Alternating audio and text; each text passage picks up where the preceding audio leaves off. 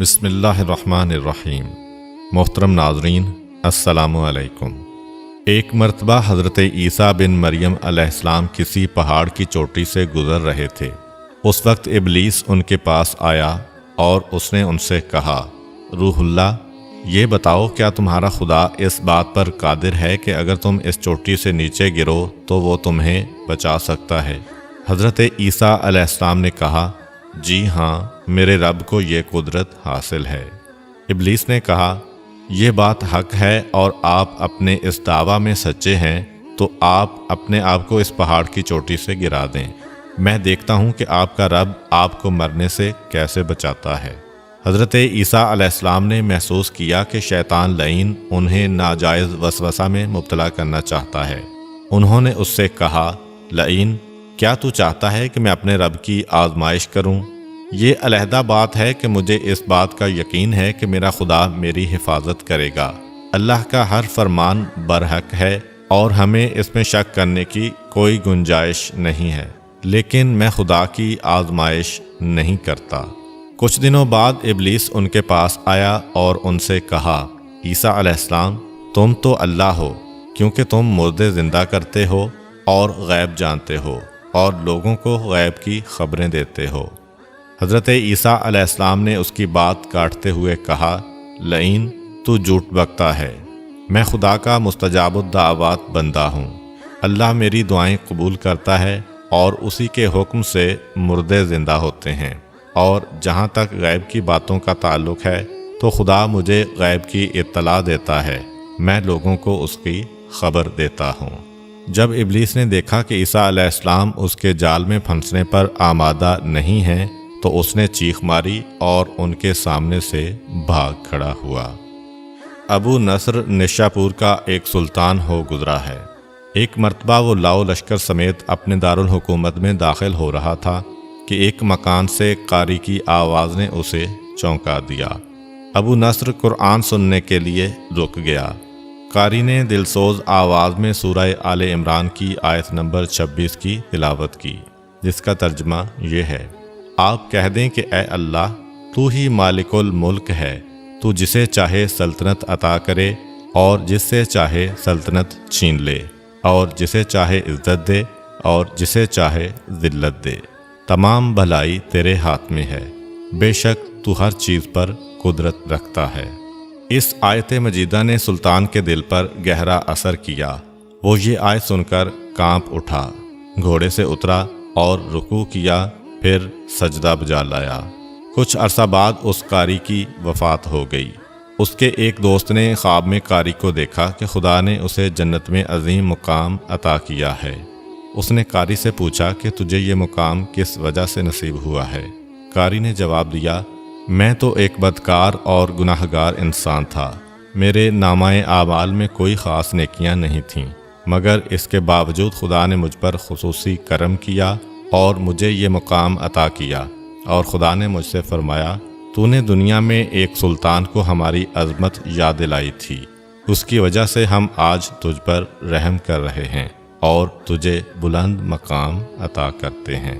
جی ہاں، اللہ تعالیٰ کا فرمان ہے، فاذکرونی اذکرکم، تم مجھے یاد کرو، میں تمہیں یاد کروں گا۔ پرانے زمانہ میں انطاکیہ ایک بہت بڑا شہر تھا۔ یہ شہر ایشیائے کوچک میں واقع تھا۔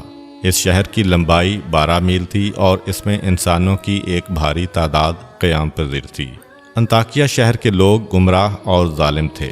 وہ ستاروں اور بتوں کی پوجا کرتے تھے۔ اللہ تعالیٰ نے ان کی رشد و ہدایت کے لیے ان کے پاس 2 نبی بھیجے۔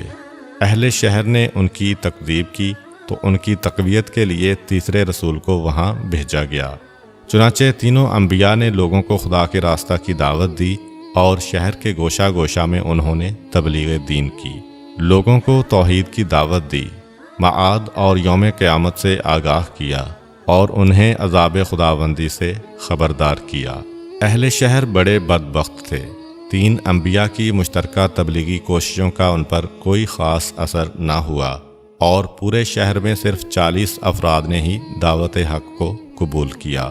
شہر کے دوسرے لوگوں نے تینوں انبیاء اور ان کے پیروکاروں کو پکڑ کر انہیں سخت اذیتیں دیں اور ظلم کی انتہا یہ کی گئی کہ ان مظلوموں کی گردن میں سوراخ کر کے اس میں رسیاں ڈالی گئیں اور شہر کے ظالم لوگ رقص بسمل سے لطف اندوز ہوئے۔